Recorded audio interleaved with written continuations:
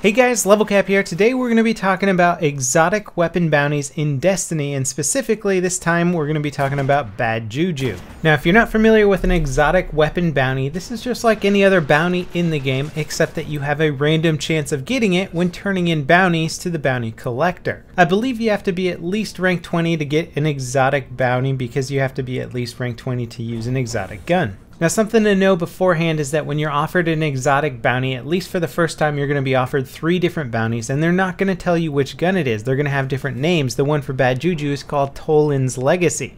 Now if you get a weird bounty name, you can actually look it up online on Destinypedia or say Destiny database, and that'll usually tell you which gun it will reward you with. Once you figure out which gun you want to grind for, go ahead, accept the bounty, and then begin your missions. Now the first step of the Bad Juju mission, otherwise known as Toland's Legacy, is to complete a heroic or nightfall strike. Now a heroic strike is anything that's basically on hard, so you could potentially do it on your own. However, I don't recommend that. You can even use the strikes playlist to basically be matched up with some other players to just run a strike on a hard enough difficulty, and it'll give you the first thing that you need. Then you got to go back to the tower, talk to the vendors and merchants that it tells you to talk to, and then it's going to tell you to run 25 strikes. This is absolutely crazy. I mean, you have to beat 25 strikes. They can be on any difficulty, they can be on any planet. You can run the same strike over and over if you want to. Personally, I went through the strikes playlist and I did like level 24 strikes just so that I knew I was going to complete it, and that I would also get rewarded with a little bit of experience while I was doing it at the same time. Now some people like to run the strike on Venus just because it is potentially one of the faster strikes you can run. You can actually rush past a lot of the baddies in that. So you can do it very quickly, but you know, if you want to get a little XP at the same time, then definitely go with the strikes playlist. Now after you complete 25 strikes, you're going to need to talk to a few more people in town, one of which is Zur. Now this is the guy who only appears on Friday and Saturday. I think he's here on Sunday a little bit in the morning.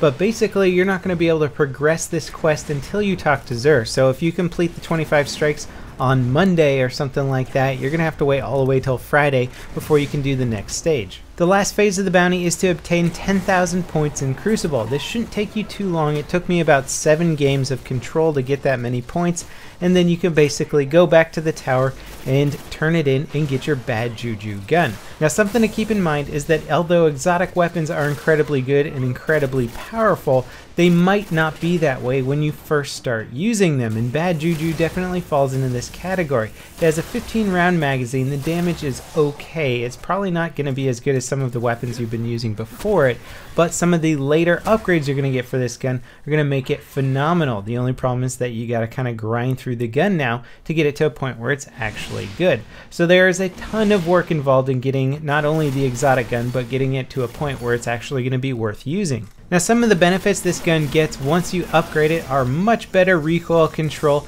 you're going to get better hipfire accuracy, and you're also going to get instantaneous reload. Essentially this gun is not going to play the reload animation if you don't want it to.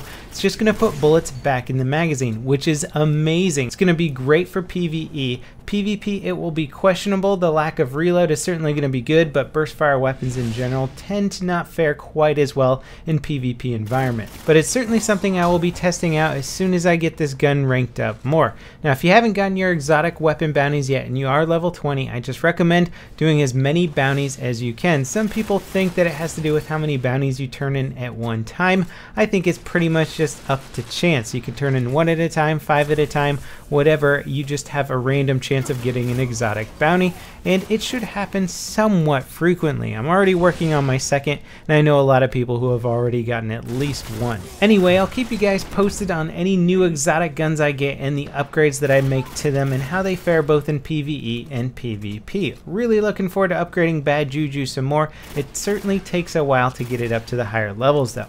As always guys, thanks for watching, and I'll see you next time. This is LevelCap signing off.